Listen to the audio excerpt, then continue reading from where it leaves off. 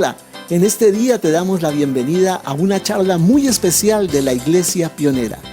Puede cambiar tu vida. Te invitamos a que te suscribas a nuestro canal en YouTube, La Iglesia Pionera. Puedes suscribirte allí y recibir todas las notificaciones de nuestros videos que estamos posteando allí para ti. Tenemos una gran cantidad de enseñanzas que yo sé que te van a edificar. También estamos transmitiendo por la página de Facebook La Iglesia Pionera. Allí también estamos tratando acerca de temas relacionados con la adoración a Dios. Y por Google Meet también los domingos a las 10 de la mañana estamos reuniéndonos para cantar juntos y para recibir una enseñanza muy importante para nuestras vidas. Nuestra personería jurídica especial es la 1049 del 13 de agosto de 2015 ante el Ministerio del Interior como la Iglesia Pionera. Si tú deseas hacer algún aporte, alguna donación para nosotros, para que sigamos extendiendo el reino de Dios a través de la palabra, puedes consignarnos al Banco Caja Social a la cuenta 240-576-29-287. 240-576-29-287. Es una cuenta de ahorros a nombre de la Iglesia Pionera. Nuestro NID es 900-904-746-0. Así que bienvenida sea toda donación que en tu corazón haya puesto Dios para nosotros. Y sin más preámbulos, te damos la bienvenida a este tiempo de enseñanza que va a ser de mucha edificación.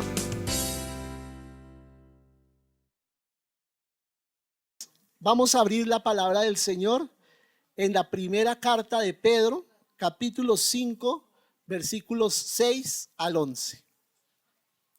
Y esta enseñanza la he titulado Principios para la vida cristiana. Principios para la vida cristiana.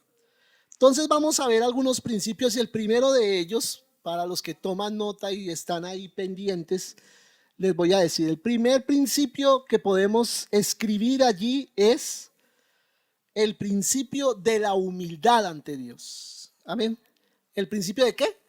La humildad ante Dios. Entonces, el versículo 6 dice, humillaos pues bajo la poderosa mano de Dios para que Él os exalte cuando fuere tiempo. Amén. Entonces, ¿eso qué quiere decir? Que con base a la humillación que nosotros tengamos delante del Señor, así será nuestra medida de exaltación. Primera de Pedro 5, 6. Amén. Humillaos pues bajo la poderosa mano de Dios para que Él os exalte cuando fuere tiempo. Alguien decía eso, la medida de mi exaltación la determina la medida de mi humillación. Entonces, entre más me humillo yo, más exaltado soy, más exaltado soy. El cristiano debe mantenerse humilde bajo la poderosa mano del Señor. Amén. Debe ser una actitud en nosotros, mantenernos como humildes. La frase que dice acá en este versículo, la poderosa mano de Dios, es una frase que se usa frecuentemente en el Antiguo Testamento, ¿no? La poderosa mano de Dios, humillarse bajo la poderosa mano de Dios. Y se usa más que todo cuando habla de la liberación que Dios obró con su pueblo cuando lo sacó de la tierra de Egipto. ¿Ustedes se acuerdan cuando el Señor sacó a Israel de Egipto? Amén, ¿cierto? Como decían, yo no estaba, pero me contaron, ¿cierto? En Éxodo, que fue tremendo la manera como el Señor los liberó, ¿cierto?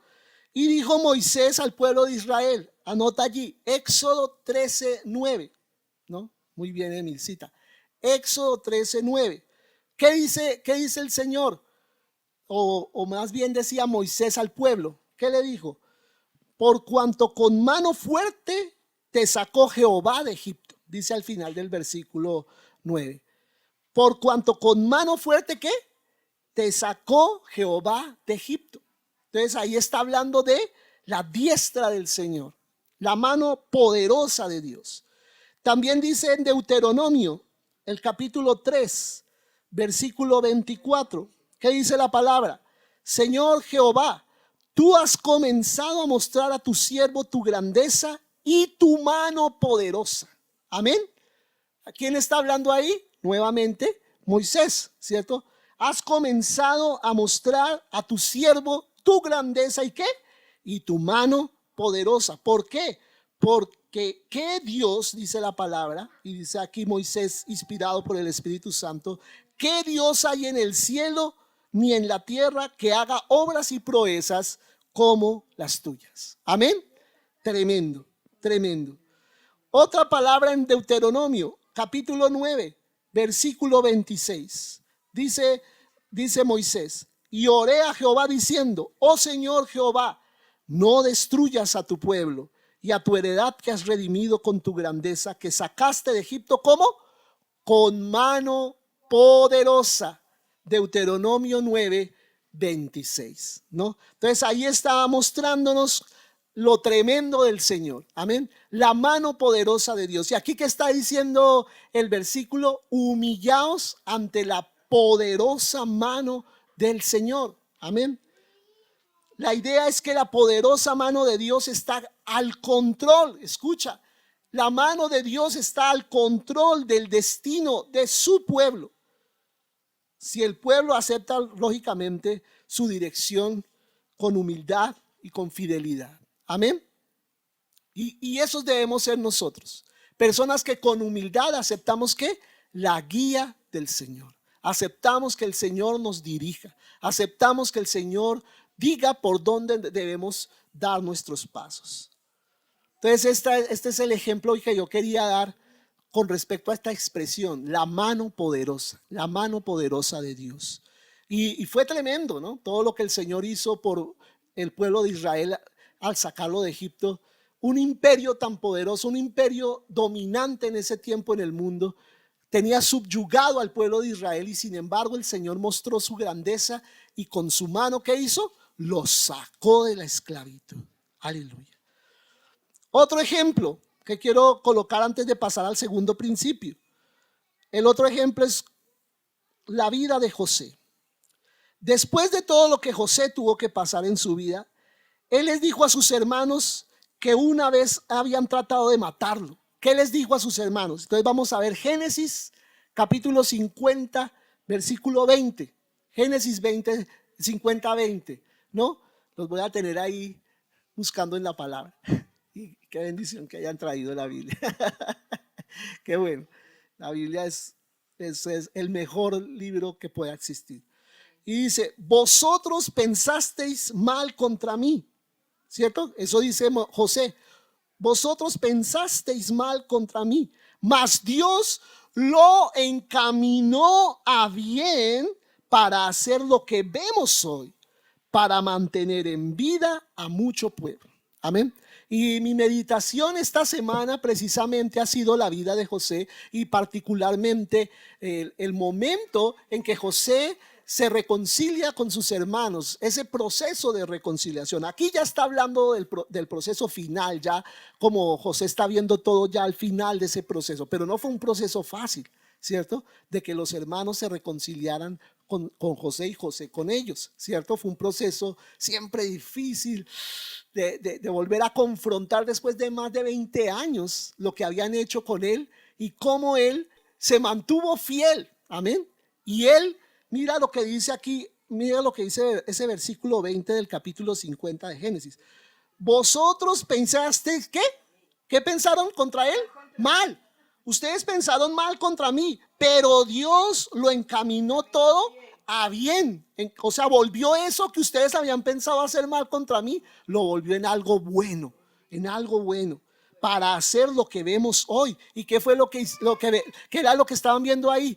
De que habían sido guardados de la hambruna que se había esparcido por todo el mundo. Y José fue el hombre que pudo sostener a su familia, Jacob, sus hermanos y toda su familia en medio de esa hambruna. ¿Ah? Y eso fue lo que hizo Dios.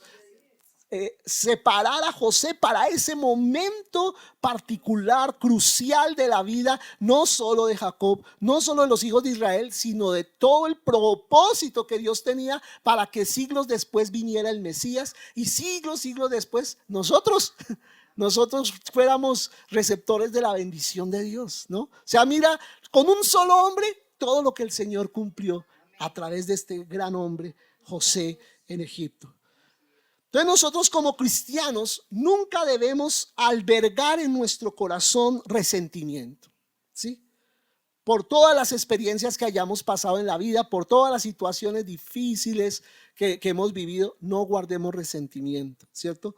No debemos rebelarnos contra las circunstancias, contra las situaciones que nos pasaron y por qué a mí y pobrecito yo, y victimizarnos, ¿cierto? Que muchas veces pecamos haciendo esto, victimizándonos por lo que nos pasa, porque la poderosa mano de Dios siempre está en el timón de nuestra vida, siempre está el control de las circunstancias, amén.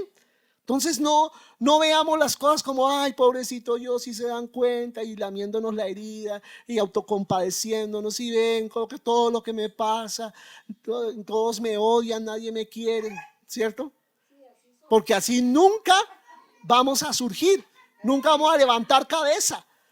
Y sabes una cosa, cuando tú y yo empezamos a autocompadecernos, eso no es humildad, eso es orgullo. Alguien lo llamaba el orgullo gusanero. Ay, el gusanito, yo soy el gusanito, el pequeñito, el pobrecito, me pone en la pata, pobrecito yo, lamiéndome ahí la herida y autocompadeciéndome, ¿cierto? Pero no, levantémonos. Pero cuando tú reconoces que Dios está al control y que todas las circunstancias que están pasando se van a volver para bien tuyo, eso es humildad. Eso no es orgullo. O sea, parecería todo lo contrario, ¿cierto? Pero es todo lo contrario, ¿cierto? Cuando tú te levantas en fe, eso es humildad. ¿Por qué? Porque no estás creyendo en tus propias fuerzas, sino creyendo en el Señor que con mano poderosa te levanta. Entonces, ¿qué es lo que dice este versículo 6 de primera de Pedro 5? Humillaos bajo la poderosa mano de Dios y Él te va a levantar. Amén. El segundo principio después de la humildad, ¿cuál es? El principio de aprender a descansar en Dios. Otra cosa complicada. Entonces, versículo 7, ¿qué dice? Echando toda vuestra ansiedad sobre Él, porque Él tiene ¿qué? Cuidado de vosotros. Y quiero decirles una cosa. Esta palabra es para todos los cristianos, ¿cierto? Para todos los hijos de Dios. Pero en especial aquí en este capítulo 5 que estamos leyendo, ¿a quién le está hablando Dios? En el contexto. ¿A quién le está hablando ahí Pedro?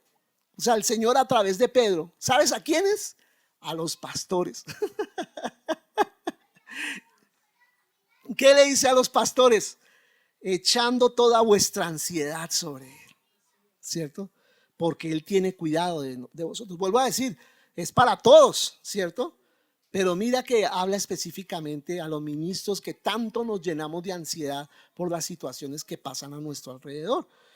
Como cristianos debemos aprender a descargar toda nuestra ansiedad en el Señor. Amén. Descárgala, descansa en Dios. Y me digo a mí mismo, descansa en el Señor. ¿Qué dice el Salmo 55, 22? Salmo 55, 22 dice: echa sobre Jehová tu carga y Él te sustentará. No dejará para siempre caído al justo. Qué promesa tan hermosa. Amén. Echa la carga en las manos del Señor y Él va a sostenerte. Es como cuando éramos niños. Y a mí en una oportunidad yo recuerdo que mi papá me puso en una pared así de 2 metros cuando yo tenía como la edad de Caleb. Así me puso, como de 3 años. Y que me dijo, bótese desde una pared de 2 metros, ¿cierto? Bueno, en ese tiempo, no es tan alta, pero en ese tiempo para mí era un edificio, ¿cierto? Si me estrellaba contra el piso me podía matar. Pero ¿qué hice yo? Sin pensarlo 2 veces, me boté. ¿Por qué? Porque el que me estaba esperando era mi papá, ¿cierto? que no me iba a dejar caer, que si me decía eso era porque era capaz ¿de qué? De sostenerme. Y yo te quiero decir, tu Padre Celestial es capaz de sostenerte. Cuando era bebé, cuando era así niño, sabía que mi papá tenía más fuerzas en sus brazos y en sus piernas para sostenerme que las fuerzas que yo podía tener para sostenerme a mí mismo. Y así te quiero decir, las fuerzas del Señor son mucho más grandes que tus fuerzas. Te tengo una noticia: los contactos que Dios tiene son mejores que los que tú tienes. El dinero que Dios tiene es mucho mayor que el que tú tienes. La inteligencia que Dios tiene es mucho mayor que la que tú tienes. Entonces, échate en las manos del que todo lo puede. Amén. Aprende ¿a qué? A descansar en el Señor. Él te sustentará, no dejará para siempre caído al justo. Y también dice otra palabra muy importante, Mateo 6:34. Mateo 6:34. Así que no os afanéis por el día de mañana, porque el día de mañana traerá ¿qué? Su afán. Basta cada día su propio mal. Amén. Y ese es el gran problema que muchas veces nosotros pasamos. Muchas veces nosotros vivimos. ¿Cuál es el problema? Que queremos vivir una semana en un día. O queremos vivir un mes en un día. Un año en un día. Toda la vida en un día. Y nos preocupamos, que la palabra preocupación es ocuparse anticipadamente de algo que todavía no ha llegado. ¿Cómo te vas tú a cargar por algo que no puedes mejorar ni empeorar porque todavía no ha llegado? ¿Cierto? El futuro está por llegar. Entonces, descansa en el Señor, que Él tiene ¿qué? Control. Amén. Él tiene el control. La razón por la cual podemos tener esa confianza es porque estamos seguros de que Dios ¿qué? Cuida de nosotros. Amén. Di conmigo, Dios cuida de mí. Amén. Dios cuida de mí. Y ten esa fe y esa confianza. Dios te va a cuidar. Dios va a cuidar tu familia, Luis. Dios va a cuidar tu familia, Sergio. Dios va a sostenerlos. Él no los va a dejar, no los va a abandonar, ni mi familia tampoco. Vamos a ser sustentados por la mano poderosa del Señor. Como dice aquí en Romanos capítulo 8, versículo 32. Mira tan lindo lo que dice la palabra.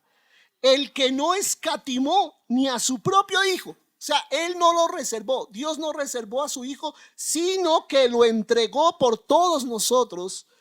Y hace una pregunta a Pablo, o sea, como llevándonos a esa conciencia. Mira, el Padre, teniendo lo más precioso que podía tener en el cielo y en todo el universo, que era su hijo, no lo escatimó. No fue mezquino y dijo, uy, no, mi hijo no. Les mando un ángel, el más bonito que tenga, pero un ángel, mi hijo no. No, él nos mandó ¿qué? Su hijo, no lo escatimó. ¿Y qué dice la pregunta aquí Pablo? ¿Qué dice? Romanos 8:32. ¿Cómo no nos dará también con Él todas las cosas? Escucha, si dio al hijo, que era lo mejor que tenía, ¿cómo no te va a dar un empleo? ¿Cómo no te va a dar sustento para tu familia?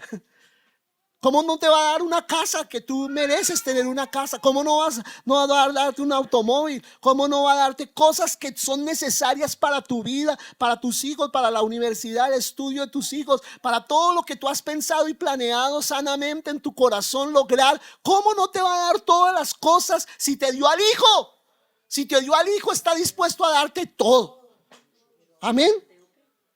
Entonces debemos estar seguros que si Dios cuida de nosotros, la vida no fue diseñada para destruirnos, sino para construirnos. La vida no fue diseñada por Dios para destruirnos, sino para construirnos, para edificarnos. Amén. Dios no diseñó las circunstancias diciendo, voy a acabar con esa Emilce porque me cae mal, voy a ver cómo hago para destruir a Emilce. ¿No? Permite ciertas cosas, pero para tu formación, para construirte, no para destruirte. Amén. Eso es un principio muy lindo. Y si tenemos esta seguridad, podemos aceptar cualquier situación que nos venga, sabiendo que en todo, dice la palabra, Dios obra para el bien de los que le aman. Romanos 8:28. ¿Recuerdan? ahí mismo en el capítulo 8 de Romanos, versículo 28, y sabemos que a los que aman a Dios, todas las cosas les ayudan a bien, esto es, a los que conforme a su propósito son llamados. Yo te pregunto, ¿eres llamado por Dios conforme a un propósito? Entonces todo lo que pase a tu alrededor va a operar para bien, va a contribuir para tu vida. Tercer principio, el principio del esfuerzo y la vigilancia. Tercer principio que encontramos ahí en Primera de Pedro 5. Primera de Pedro 5, versículo 8. ¿Qué dice? Sed sobrios y velad. Sed sobrios y velad, porque vuestro adversario, el diablo, como león rugiente que anda alrededor buscando a quién devorar, ¿cierto? El diablo anda por ahí. El diablo anda al acecho. ¿Y qué dice la palabra? Que debemos estar como sobrios, sobrios, no tomados, ¿cierto? Sino sobrios, como alerta. Tenemos que estar alerta, como estar pendientes de todo lo que está pasando alrededor. El hecho de que nos descarguemos en el Señor de todo no nos da derecho a sentarnos cómodamente y no hacer nada, ¿cierto? Quedarnos ahí como, ay, yo me acuesto aquí y espero que me lleguen las cosas, y como a estar desprevenidos. Y de pronto los que han estado de pronto en la milicia saben que el soldado que se duerme corre peligro, más si está de guardia. Claro, lógicamente me estoy refiriendo a eso. Cuando está de guardia y se duerme, puede ser hasta llevado al calabozo. ¿Por qué? Porque está incumpliendo algo que él debe hacer, y es estar alerta, estar pendiente. Y somos soldados en el Señor. Y alguien me puede decir, pero pastor, o sea, lo que está diciendo es que ni puedo dormir. Aún dormidos, nuestro espíritu no duerme. ¿Sabían eso? Nuestro cuerpo y nuestra alma sí duermen, pero nuestro espíritu sigue alerta, sigue pendiente de todo lo que pasa en el ámbito espiritual. Hay personas que han tenido luchas mientras están durmiendo, luchas espirituales, y cuando despiertan se dan cuenta que afectó también su mundo real en la tierra, ¿cierto? Ha pasado eso. ¿Por qué? Porque aún en el espíritu nosotros seguimos activos. No nos desconectamos, sino seguimos activos espiritualmente. Entonces, un principio muy importante para nuestra vida cristiana es estar vigilantes, es velar, porque el enemigo anda como un león rugiente buscando hacernos daño. Como decía un comandante del ejército a sus tropas, confíen en Dios y mantengan seca la pólvora. ¿Quién lo entendió?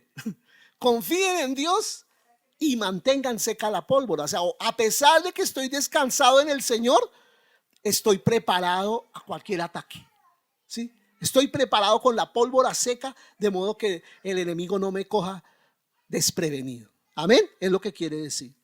Pedro sabía lo difícil que es estar vigilando. ¿Por qué? Porque Pedro se acordaba de lo difícil que es estar vigilando, porque él se acordó del Getsemaní. Él se durmió con los otros discípulos cuando deberían haber estado, ¿qué? Velando en oración. El Señor les dijo, quédense aquí y oren. Amén. Quédense aquí, intercedan. Estoy en un momento difícil. Estoy en un momento crucial. A mí me gusta mucho ese pasaje porque muestra cómo Jesús quiere apoyarse en los discípulos, y los discípulos no entendían la magnitud profética de lo que estaba pasando, no solo en su época, sino en todos los tiempos de lo que Jesús estaba haciendo en ese momento, ganando en el Getsemaní para luego ganar en la cruz del Calvario. ¿Y qué necesitaba Jesús? ¿Qué necesitaba Jesús de los discípulos? Apoyo en oración. Y a mí me da tristeza a veces que le decimos a los hermanos, apóyennos. Ay, sí, pastor, vamos a orar. ¿Qué? No oran nada. Se les olvida, se cuelgan y se ocupan del almuerzo, del alguito, de lo que tengan que hacer o de las vueltas que tienen que hacer. Ay, ¿verdad que el pastor había dicho? Sí. ¿Cuándo se acuerdan de que había que orar? Cuando se les vuelve a decir, ¿y oraron? Ay, no, se me olvidó. Aprendíamos con el pastor Andrés eso, un principio muy bonito. Cuando la gente se acerca a ti y te dice, ay, ore hermano porque tengo un hijo enfermo y allá está hospitalizado. Y muchas veces la respuesta de nosotros, ¿cuál es? Ay, sí, lloro. Sí, tranquilo, no te preocupes. ¿Cómo es que se llama? Yo lo anoto aquí y lloro. Y no oramos, no oramos. Lo mejor, ¿sabes qué es? Ven, oramos de una vez, ¿no? Ven, oramos de una vez por él. ¿Cómo se llama? Tal, y orar de una vez. Porque eso que digamos, sí, voy a orar. No oramos, no oramos, ¿cierto? Ya a nosotros mismos nos pasa. Si no oramos de una vez, no oramos. Y, aunque deberíamos orar. Y Jesús, que estaba pidiendo a los discípulos apoyo en oración. No saben lo trascendental que es cuando la gente nos apoya en oración. Y yo estoy muy agradecido por la iglesia que muchas veces a nosotros nos han apoyado en oración. Cuando hemos estado en dificultad, realmente han orado y se ha visto la diferencia de la gente orando por nosotros. Cuando estamos en un viaje, cuando estamos en alguna dificultad y les ponemos, mi esposa o yo, por favor oren por esto o aquello, y vemos el respaldo de los hermanos con sus oraciones. Háganlo. No digamos por cortesía, ay, sí, yo oraré. Sí, tranquilo, yo oro, y porque nos vamos a quedar sin orar. Dice también aquí Mateo 26, el 40 y el 41, hablando precisamente de ese momento cuando Jesús los dejó orando. Dice, vino luego a sus discípulos. O sea, Jesús se fue allá, él sí estaba orando, estaba sudando gotas de sangre, estaba muriéndose Jesús literalmente ahí orando. Una oración tremenda, ya ha metido Jesús goteando sangre, porque dicen los científicos que cuando una crisis o cuando una situación es muy, muy fuerte en una persona, puede sudar hasta sangre. Eso es literal, se rompen los vasos sanguíneos de la cabeza y puede empezar él a botar sangre, sudor de sangre. Imagínate la crisis en la que estaba Jesús. Y dice, vino luego a sus discípulos y los halló durmiendo. Se veían muy lindos, eso sí, muy lindos, ahí durmiendo los discípulos, pero él necesitaba ¿qué? Apoyo en oración. Y dijo a Pedro, así que no habéis podido velar conmigo una hora. Velad y orad para que no entréis en tentación. El espíritu a la verdad está dispuesto, pero la carne, ¿qué es? Débil, ¿sí? A la carne no le gusta orar. ¿Cuántos sabían eso? A la carne no le gusta levantarse a orar. Eso cuando citamos a la oración a las 6 nos cuesta, ¿cierto? Hasta a nosotros mismos nos cuesta ponernos palillos en los ojos para no dormirnos orando, ¿cierto? Nos cuesta porque la carne se resiste a orar y se resiste a adorar a Dios. No le gusta, la carne no le gusta adorar, no le gustan las cosas espirituales, le gusta todo lo que alimente los sentidos, lo que alimente la carne, ¿cierto? Pero el espíritu está dispuesto, dice aquí la palabra. Y dice, velen y oren para que no entren ¿en qué? En tentación. ¿Cuál era la tentación que ellos estaban sufriendo en ese momento? La tentación de dormir, la tentación de dejar abandonado al Señor, porque nosotros siempre escogemos ¿qué? Lo más fácil. ¿Qué era lo más fácil para ellos? ¿Orar o dormirse? Dormirse. Era más fácil dormirse, ¿sí? Y nosotros tendemos a lo más fácil. ¿Qué era lo más fácil para ustedes esta mañana? Lloviendo y todo. No, quedémonos acostados. Eso es lo más fácil. Ay, veamos televisión, ¿qué importa? No vayamos a la iglesia hasta que llueve. Era lo más fácil. Pero ustedes se levantaron en contra de su carne, buscando las cosas espirituales, ¿cierto? Y eso Dios lo ve y lo recompensa. Amén. Y dice, como cristianos debemos confiar, pero al mismo tiempo debemos poner todo nuestro esfuerzo y toda nuestra vigilancia si queremos vivir para Cristo. Amén. ¿Ser qué? Vigilantes. Entonces hay tres cosas que hemos visto, tres principios. ¿Cuáles son? El principio de la humildad, el principio de descansar en Dios y el principio del esfuerzo y la vigilancia, de estar alertas, de velar y orar. Cuarto principio, quiero decirte el cuarto principio esta mañana del versículo 9. el principio de la resistencia cristiana. Amén. La resistencia. Dice la palabra, hablando del enemigo, al cual resistid firmes en la fe, sabiendo que los mismos padecimientos se van cumpliendo en vuestros hermanos en todo el mundo. Amén. Porque eso es lo que nos pasa a nosotros cuando estamos siendo atacados por el enemigo, ¿cierto? Ay, hermano, mire cómo sufro yo. Y uno se imagina que es el único que está pasando esa situación y que es el que está pasando la peor situación de cualquier cristiano en el mundo. Así somos. Cuando estamos enfermos, dice, uy, yo estoy sufriendo la peor enfermedad que cualquier cristiano en este momento esté sufriendo. Y no, es que el diablo me tiene acosado. Pero no eres tan importante como para que el diablo esté tan pendiente de ti, de venir a acosarte. Manda un demonio por ahí, pero el diablo mismo se va a venir a acosarte. Y todos vemos al diablo por todo lado. Me está acosando, me está haciendo daño. No, ¿cierto? Entonces dice la palabra, al cual resistid firmes ¿en qué? En la fe. Es la manera de resistir al enemigo. Y dice, estos padecimientos lo están sufriendo los hermanos en todo el mundo. Y el diablo siempre está acechando a ver a quién puede arruinar, a quién le puede hacer daño, ¿cierto? Y de nuevo Pedro, al decir esto, debe de estar acordándose de cómo el diablo le había vencido para llevarlo a negar a Jesús. ¿Se acuerdan? Y él cayó en la tentación de negar a Cristo. ¿Por qué cayó en esa tentación? Por no velar y orar. Amén. Entonces cayó en la tentación de dejarse ganar por la carne. ¿Sí? Si tú no estás atento, si no estás alerta, la carne te va a ganar y el enemigo te va a tener en su poder. Entonces debemos nosotros tener resistencia. Es el cuarto principio, resistir en la fe. La fe de una persona debe ser como una muralla contra la que se estrellan los ataques del diablo. Amén. Así como dice la palabra en Efesios 6, que dice, y tened todos el escudo de la fe con el cual podáis resistir los dardos del maligno, ¿cierto? O sea, el diablo todo el tiempo está disparando. ¿Y con qué detengo los dardos? Con el escudo de la fe. La fe es un escudo que me protege, me defiende de todos los ataques del enemigo. El diablo, como cualquier agresor, se termina yendo cuando le resistimos valientemente con el poder de Jesús. Amén. Así como hizo Jesús en la tentación en el desierto. Y Jesús, ¿cómo se defendió del diablo? Díganme, ¿cómo se defendió del diablo? Con la palabra. Escrito está. Todo el tiempo el diablo le decía versículos de la Biblia. Hasta el Salmo 91 se lo citó.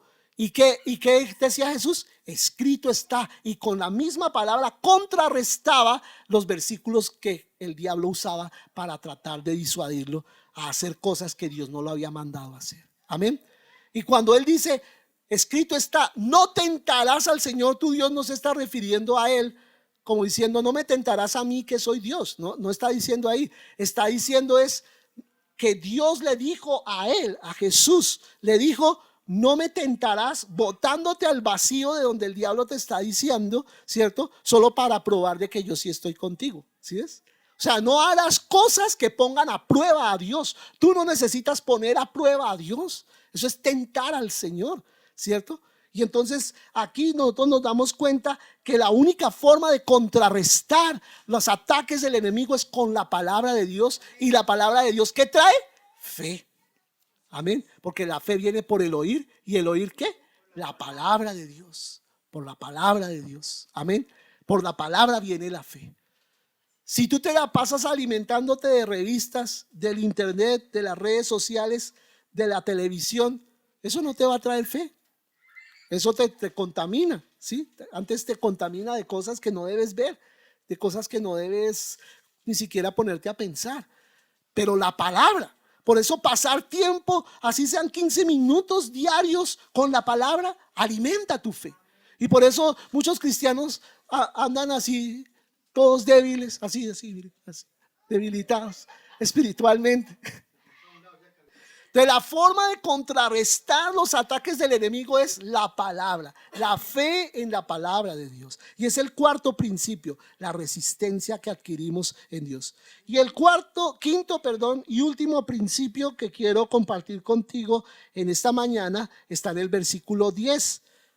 Dice: mas el Dios de toda gracia, que nos llamó a su gloria eterna en Jesucristo, después que hayáis padecido un poco de tiempo, Él mismo os perfeccione, os afirme, os fortalezca y os establezca. 4 cosas que quiero terminar diciéndote esta mañana que hace Dios. Dice que después que el cristiano ha pasado por el sufrimiento, dice: mas el Dios de toda gracia, que nos llamó a su gloria eterna en Jesucristo, después que hayáis padecido un poco de tiempo, Él mismo os que perfeccione. Amén. Él mismo os perfeccione. ¿Qué quiere decir la palabra perfeccionar? Restaurar. Amén. Él mismo os restaure, nos establezca, fortalezca y afirme.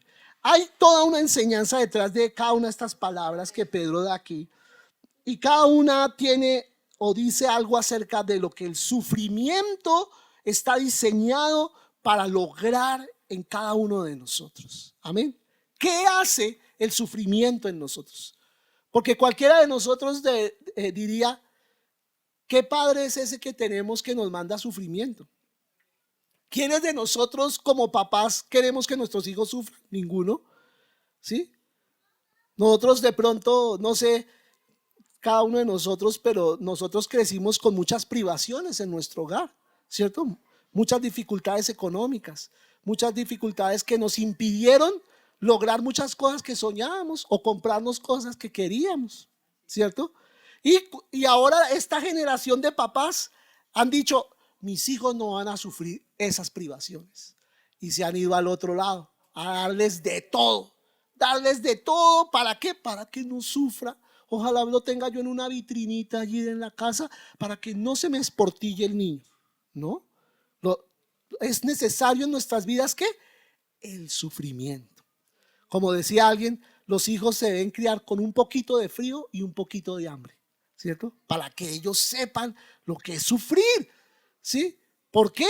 Porque después, ¿cómo van a enfrentar la frustración en el mundo cuando viene? ¿Qué hacen? Se pegan un tiro porque llegó la frustración y no, yo no puedo manejar la frustración, entro en depresión, y se suicidan los muchachos hoy, adolescentes, porque llegó la frustración y no saben cómo manejar, no saben cómo manejar que les terminó la novia, no saben cómo manejar que no tienen plata y quieren todo lo que se les aparezca en el mundo para comprar, ¿sí? Todas esas cosas, ¿cierto? Entonces eso es algo que hay que manejar. ¿Dónde?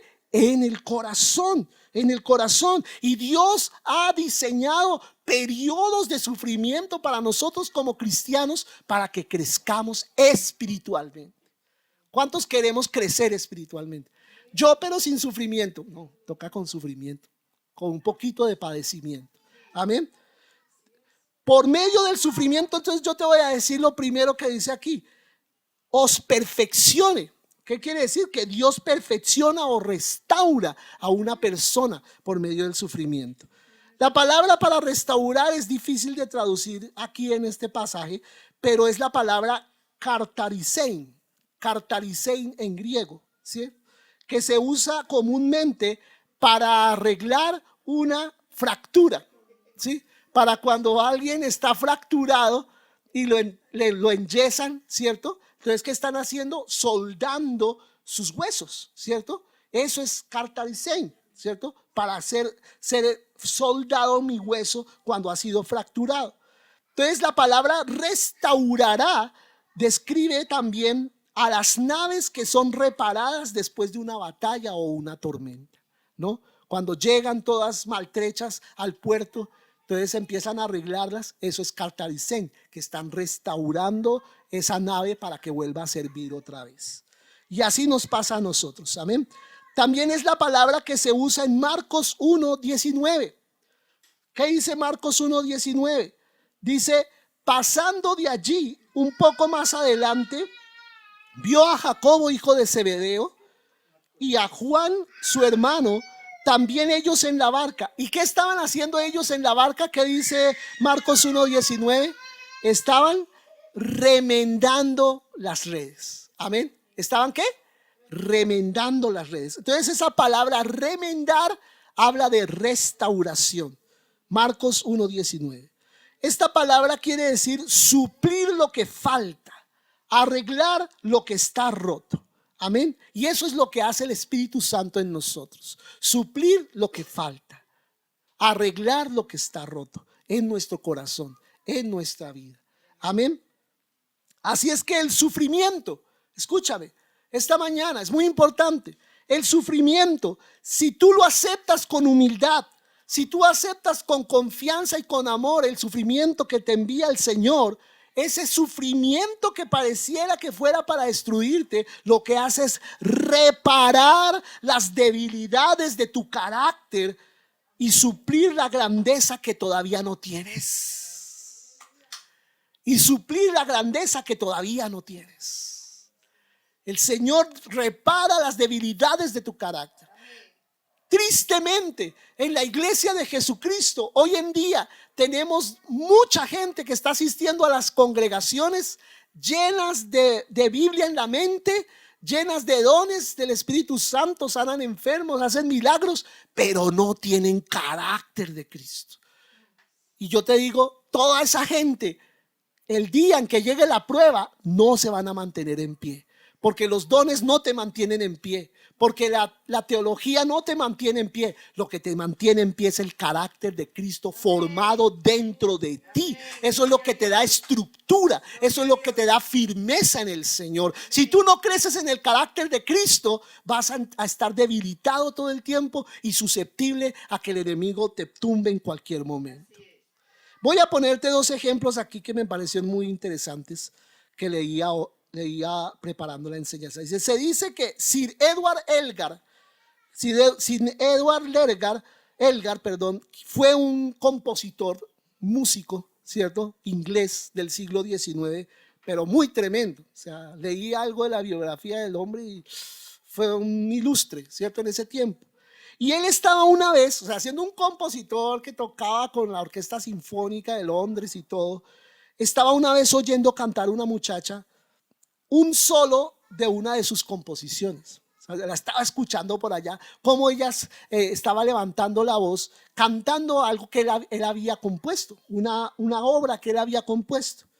Y dice que esa muchacha tenía una voz con una pureza, una voz con una claridad, y dice que tenía una gama excepcional, como de rangos de voz impresionantes. O sea, cantaba como un ángel, mejor dicho. Y la técnica con que lo hacía, siendo él un músico, entendía de eso y se daba cuenta que era muy técnica ella al cantar, con una técnica perfecta. Y dice que cuando acabó de cantar, dice la historia, que Sir Edward dijo suavemente, hizo este comentario: ¿será realmente grande? O sea, la muchacha llegará a ser muy grande cuando le suceda algo que le rompa el corazón. Tenía la técnica perfecta, tenía la voz de los ángeles, pero él dijo, algo le falta. ¿Sabes qué le falta? Ser quebrantada. Ser quebrantada. Porque no hay nada más tremendo que cuando una persona quebrada, una persona que ha sido quebrantada por las circunstancias y el sufrimiento, después expresa eso en una canción, expresa eso en una poesía, expresa eso en el arte, ¿cierto? Y si tú ves, los grandes artistas del mundo son personas que han pasado por tiempos de quebrantamiento, de quebrantamiento. Y las canciones, muchas de las canciones más famosas y que llegan más al alma, son de gente que ha cantado desde su dolor, desde su dolor. Por ejemplo, la música blues, que muchas veces nosotros oímos, esa música es llena de dolor, de los esclavos africanos en Estados Unidos que empezaron a componer esa música triste, pero que tiene un no sé qué, no sé dónde, que cuando uno escucha esa música es impresionante, de donde vino el jazz y todo esto, ¿cierto? Porque se canta desde el corazón. Y otro ejemplo que quería darles de este punto es de James James Matthew Barrie. ¿Sabes quién fue James Matthew Barrie? Luchito, que es tan letrado. ¿Sabes quién fue? El escritor de la novela Peter Pan. Él fue el autor de Peter Pan, ¿no? Y de muchas cosas más, pero Peter Pan fue su máximo éxito y eso eclipsó todos los éxitos que él tuvo. Él era escocés, también del siglo XIX. Y cuenta él hizo un libro, él escribió un libro a su mamá, una biografía de su propia mamá, y se llamaba así, con el nombre de la mamá, y decía de su hijo, y ese era el título del libro. Y dice que cuenta que su madre le sucedió algo muy tremendo. Ella tuvo 9 hijos y uno de ellos, llamado David, murió patinando. Yo leí también la biografía por ahí, y murió patinando. Y ella entró en un grado de depresión impresionante. Y en la biografía que él escribió, dice él que, pues les digo así por encima, en esa depresión que esta señora entró, ahí fue donde se le despertó a Barrie esa vena artística y esa manera de contarle historias. Él empezó a contarle historias a la mamá, que esas historias le restauraban, ¿no? Entonces la mamá hasta le dijo: ¿por qué no escribes eso que tú me cuentas? Le era tan bueno, que le traía tanto ánimo al corazón, que le decía a la mamá: ¿por qué no escribes lo que me cuentas? ¿No? Porque él era un muchacho, todavía era un muchacho adolescente. Entonces, dentro de la biografía que él escribe de su mamá, él dice: así fue, o sea, a través de ese dolor de haber perdido ese hijo de esa manera y haber pasado ese proceso de sufrimiento, dice él, así fue como obtuvo mi madre la ternura de sus ojos, que hacía que otras madres acudieran a ella cuando perdían un hijo. Tremendo, ¿no? Así adquirió la ternura de sus ojos. O sea, ¿qué decía eso? Que por ese sufrimiento tan agudo que ella padeció, aprendió a entender el sufrimiento de madres que perdían sus hijos y iban así a ella a buscar consuelo, porque veían en ella algo especial, que las entendía por lo que había sufrido. El sufrimiento había hecho algo en ella que no se podría haber producido si ella hubiera tenido una vida fácil, ¿sí? Pero ¿por qué Dios permite en tu vida y en mi vida el sufrimiento? Para que a través de esas circunstancias nosotros adquiramos ¿qué? El carácter de Cristo. Y ese carácter sea un carácter que consuele y ayude a otras personas. El sufrimiento está diseñado por Dios para añadir las notas de la gracia de la vida. Amén. Y dice también aquí: por medio del sufrimiento Dios establece, para que Él perfeccione y para que Él nos establezca, ¿cierto? La palabra griega es esteresein, que quiere decir hacer tan sólido como el granito. Hacer tan sólido como el granito. O sea, el sufrimiento del cuerpo y el dolor del corazón hacen una de estas dos cosas en una persona. Escucha, el sufrimiento puede hacer una de estas dos cosas: o le hacen colapsarse, o crea una solidez del carácter que nunca habría podido tener de otra manera. Yo te pregunto esta mañana: ¿qué vas a hacer tú con tu sufrimiento? Si lo estás viviendo o lo vas a vivir. ¿Te vas a colapsar o vas a volverte más sólido en el Señor? Si nos enfrentamos al dolor con una confianza constante en el Señor, se va a crear en nosotros un carácter como el acero que ha sido templado en el fuego. Amén. Amén. Y debemos convertirnos en cristianos templados en el fuego de la prueba. Amén. Tercero, por medio del sufrimiento Dios nos fortalece. Amén. La palabra griega es estenun, que quiere decir llenar de fuerza. Aquí se usa con ese sentido. Una vida sin esfuerzo y sin disciplina inevitablemente se vuelve blandengue, ¿sí? Cuando no tenemos disciplina, cuando no somos esforzados, no sabemos realmente lo que nuestra fe representa para nosotros hasta que ha sido templada en el horno de la aflicción. Amén. Y como siempre le digo a los hermanos, Dios muchas veces nos mete en el horno, ¿cierto? Nos mete en el horno como cuando el panadero mete el pan, ¿cierto? ¡Shum! Lo metió en el horno. Y uno, Señor, ¿a qué horas vas a abrir? ¿A qué horas voy a salir? Señor, este horno no lo soporto más, este trato no soporto más. Y de repente el Señor abre la puerta. Ay, Señor, ya era hora. Dice, no, es que era para darle la vuelta, para terminar de asar, ¿cierto? Y ahí seguimos nosotros en el proceso y el trato de Dios. Amén. Y debemos aprender ¿a qué? A ajustarnos a los tratos del Señor. Y dice, hay algo doblemente precioso en una fe que ha sido victoriosa, que ha salido victoriosa del dolor y de la aflicción y de la desilusión. Hay algo doblemente precioso. Amén.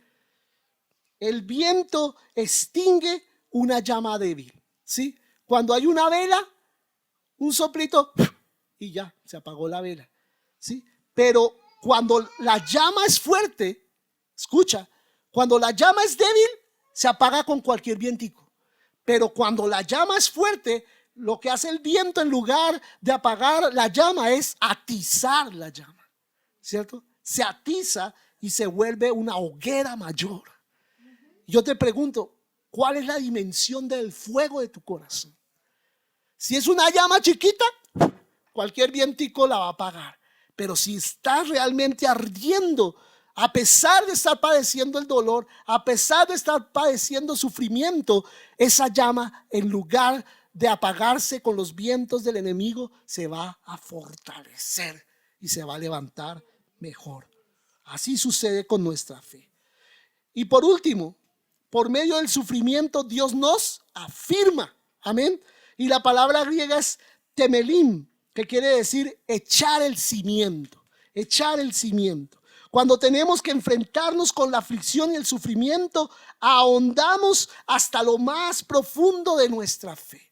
Ahí es donde el cristiano se nota si es cristiano o no, en el sufrimiento. Porque cuando estamos todos contentos, todos somos cristianos, ¿cierto? Nos va bien, todos cantamos, todos oramos, todos. Pero cuando estamos pasando las duras y las maduras, ahí es donde se da cuenta uno qué tan cristiano es el cristiano, ¿cierto? ¿Dónde está su fe? Y ahí es donde echamos mano de esa profundidad de nuestra fe, ¿cierto? Y allí descubrimos cuáles son las cosas inconmovibles. Cuando estamos en la crisis, descubrimos lo inconmovible. Es en la hora de la prueba cuando descubrimos las grandes verdades en las que se fundamenta la vida de verdad, ¿sí? En las pruebas descubrimos ¿qué? ¿Dónde está parada mi vida? ¿Dónde está parada mi vida? Amén. Y yo me entristezco cada vez que veo a los cristianos cuando entran en oleadas de crisis, como pasó ahorita hace unos años con lo del COVID, y ahí más de uno se despiporró, ¿cierto? Más de uno lo perdimos. ¿Dónde está el cristiano? ¿Dónde está la fe? ¿Quién sabe? Ni por las curvas lo volvimos a ver. Pero otros se afirmaron más, cogieron más perrenque en el Señor y son mucho más firmes en Dios, ¿sí? Entonces, los momentos de crisis son buenos para eso, para sacar esa fortaleza de nosotros. Y termina diciendo el versículo 11, a Él sea la gloria y el imperio por los siglos de los siglos. Amén. El sufrimiento no hace todas estas cosas preciosas en cualquier persona. O sea, que nos afirme, que nos establezca, que nos fortalezca, que nos perfeccione. Esto no lo hace en todo el mundo. O sea, como vemos, el sufrimiento hace que algunos colapsen y se alejen. Porque puede llevar a una persona a la amargura, el sufrimiento. El sufrimiento puede llevar a una persona a la desesperación. Puede arrebatarle la fe, la poquita fe que tenga. Se la quita, ¿sí? Pero si la persona acepta el sufrimiento con la seguridad de que la mano del Padre nunca le produce al Hijo una lágrima innecesaria, entonces salen cosas del sufrimiento que no puede sacar ninguna vida fácil, ¿sí? Si tu vida es cómoda, hermano, estás destinado a no crecer. Pero si tú mismo te incomodas a ti mismo y buscas seguir al Señor a pesar de todo, eso te va a llevar a crecer en el carácter de Cristo. La palabra griega aquí que dice Y a Él sea la gloria y el imperio. Imperio es kratos, que habla de dominio.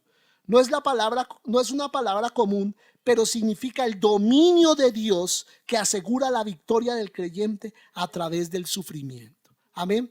El dominio de Dios. Y con esto quiero terminar esta mañana diciéndote: Dios está al control.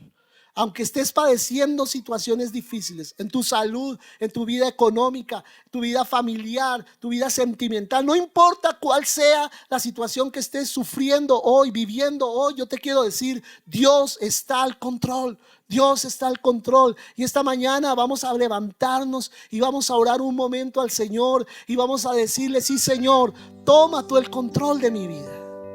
Padre, dile al Señor ahora, allí donde tú estás: Padre, clamo a ti esta mañana, oh Señor. Clamo desde mi sufrimiento, clamo desde mi dolor, clamo desde mis circunstancias. Oh Dios, clamamos a ti en este día. Y hoy te pedimos, Señor, afírmanos, perfecciónanos, establécenos, fortalécenos por tu Espíritu Santo, Señor. Haz la obra profunda de nuestro corazón y que el carácter de Cristo sea en nosotros formado. Basta ya de cristianos a medias. No acepto más, Señor, oh Dios, ver los cristianos tan endebles, que cualquier brisita apaga su fuego, que cualquier circunstancia los hace retroceder. Señor, haznos hombres y mujeres firmes en la fe, cimentados en el amor, cimentados en la fe, fuertes en Cristo, que avanzamos y que el enemigo no puede detener, Oh Padre, levanta una iglesia imparable en estos últimos tiempos, una iglesia imparable. Tu iglesia se levanta en estos últimos tiempos, aguerridos y fuertes, que no se dobleguen ante las circunstancias, que no se amilanen ante el enemigo, que no se intimiden de todo lo que él empieza a vociferar, de todo lo que él empieza a amedrentar, oh Señor, sino que sea una iglesia bien parada, que sabe dónde está parada, que sabe dónde está establecida, que se levanta en la fe, en los cimientos de la fe, que se levanta a creer, que no cede ante la tentación y se mantiene firme, se mantiene creyendo, se mantiene haciendo lo que Dios lo ha llamado a hacer. Levanta tu iglesia en este tiempo, levántala con tu poder, levántala y afírmala, Señor, oh Dios, porque el Dios que nos ha llamado es un Dios poderoso. Su mano todopoderosa está al control. Aunque muchas veces pensemos que Dios ya ha perdido el control de nuestras vidas, que ha perdido el control de lo que nos está pasando y que necesita hasta que nosotros lo orientemos, no es así. Tú sabes perfectamente lo que estás haciendo con cada uno de nosotros. Tú lo sabes, Señor. Y esta mañana descansamos en tu poder, descansamos en ti, Señor. Y queremos cumplir estos principios, ser humildes, descansar en ti, velar, ser esforzados, ser valientes, ser resistentes en Cristo, ser vencedores y mantenernos firmes delante de ti, Señor. Llévanos de tu mano a la victoria, que podamos ver que este sufrimiento no es para siempre, tiene un momento nada más, como fue con Job, que solo fue unos meses, pero él vivió años de prosperidad y bendición. Y sabemos, Señor, que este desierto, que estas circunstancias difíciles son temporales, son pasajeras, pero al final saldremos en victoria para poder ser de bendición a otros que están necesitando de nosotros. Necesitan de nuestra fe, necesitan de nuestra fortaleza, necesitan de la palabra tuya sembrada en nosotros, no solo intelectualmente, sino que se ha hecho vida en nosotros. Necesitan de esa palabra. Basta ya de religiosidad, de Biblia aprendida a recitar. Queremos, Señor, Biblia leída en nuestras vidas, en nuestro testimonio, en lo que somos realmente como hijos tuyos, Señor. Te bendecimos esta mañana y sabemos, Señor, que contamos contigo, Dios. Sabemos que estás de nuestro lado y que tú nos ayudarás a llegar más lejos de lo que cualquiera de nosotros siquiera soñamos llegar. Gracias te damos, Padre, en el nombre de Jesús. Amén y amén. Gloria a Dios. Aleluya. Aleluya. Levantémonos en el nombre del Señor. Levantémonos. Porque aquí esta palabra es para alentarnos. Amén. No para desanimarnos, sino para decirnos el Señor: aquí estoy yo con ustedes. Amén. Esta palabra la escribió el apóstol Pedro en un tiempo en que la iglesia estaba siendo perseguida y necesitaba de este ánimo. Y estamos entrando a tiempos de persecución. Y tenemos que mantenernos firmes en la fe sin doblegarnos delante de las circunstancias. Gloria a Dios. Bendigo a todos los que están allí conectados en vivo a través de esta transmisión. Dios les bendiga.